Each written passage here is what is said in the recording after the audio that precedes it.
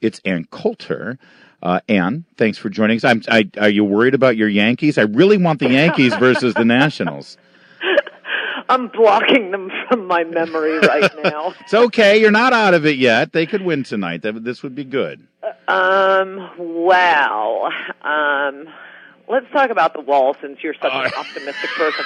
Actually, since you have Ken Cuccinelli coming up, I would like to say I am so happy I was wrong. He's been fabulous. I was dubious about him as a choice because of him sort of backing away from the immigration issue when he ran for office in Virginia. Yeah.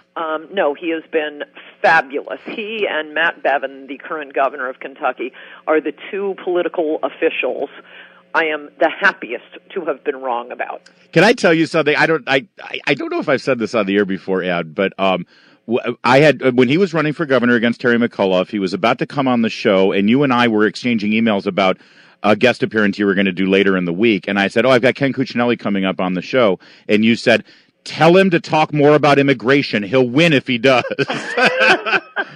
And of course he didn't. I was right about that.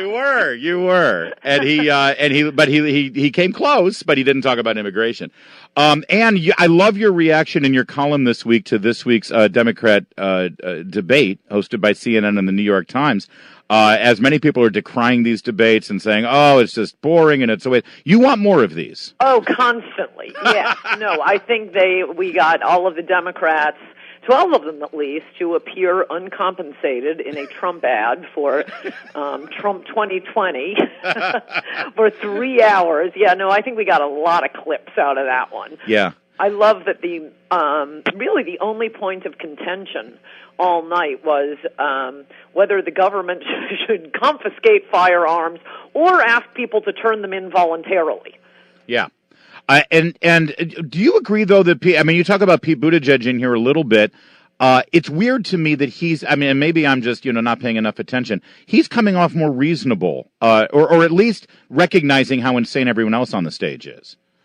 There are flashes of that, I will admit, but it's a pretty low standard. It is. What I find striking about him is what a smug little worm he is. He is just so full of himself, and that's why I threw in that line.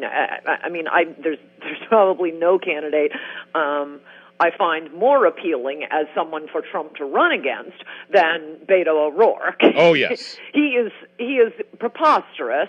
But having said that, he didn't say anything about Mayor Pete and his courage, and for Mayor Pete to snap back, I don't need lectures from you on courage, personal or political. Yeah. He'd better have served in combat. And even if he served in combat, that's going to get old.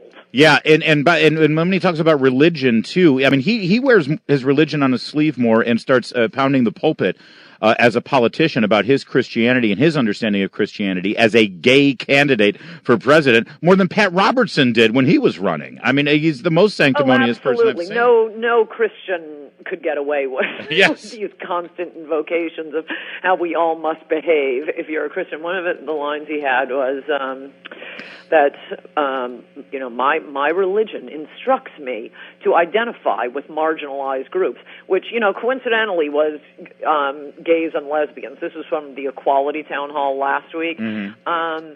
So I would like a follow-up question. Other marginalized groups, white supremacists, sexual harassers, Jeffrey Epstein, or does he only identify with the marginalized groups of which he is a member? Right. Because that isn't really, pushing it on the tolerance. Have you heard the latest, by the way, speaking of the debate, that Hillary Clinton is now suggesting that Tulsi Gabbard is a Russian agent? Yes. Do we need to have an intervention here? I said someone who really loves her should step in, but I'm at a loss. No, you're right, Democrat. She should have won. She would have been great. No, even Maggie Haberman at the New York Times tweeted, well, I guess conspiracy theories aren't only on one side. Good. Oh, thank God. Somebody's jumping in there from the left. The Russian asset thing, talk about getting old, and quickly identifying yourself as a nut.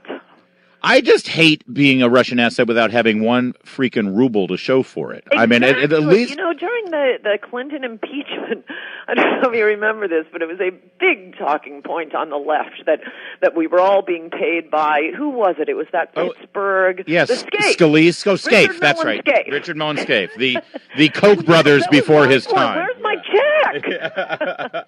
I'll take it. No, you're right, and I have a chapter. It sounds boring, but I promise you it isn't. I have a chapter in Resistance is Futile about that long indictment from Robert Mueller's team. Now that we know he has dementia, we know it wasn't from Robert Mueller, but from Robert Mueller's team about how Russia they swung the election with their spending $200,000 in Facebook ads, yes, as opposed to Hillary Clinton's $40 million. And it really is comical reading through that. That is their explanation for why their black voters didn't turn out as much for Hillary Clinton as they did for the first black president. Because otherwise, that's a total head scratcher. How could that have happened? But instead, the antidote, though, in 2020, it appears, is to nominate a woman who bears a striking resemblance in many respects to Hillary Clinton. Yes. But her one claim to fame is she took a job that was set aside for a person of color. Yes. So that's going to motivate the black vote. Yes. Yes, no, I mean, that is their problem with Elizabeth Warren. I think the Democrats need to keep looking. You cannot look at Elizabeth Warren without thinking Hillary 2.0. Yeah. So James LeBron is going to get the nomination. They'll bring him in. I'm telling you, they would be better off. I mean, I don't think any Democrats listen to your radio show, so I'll give them free advice that they won't take. They would be so much better off if they went out and found a celebrity. I mean, one I've been suggesting forever. I don't think he wants to run, but somebody like Alec Baldwin. He's like an old-time blue-collar Democrat. Those are his politics. I know he hates Trump's very being, but he's flashy. He'd do well on the debate stage. People would come to a rally. He's funny.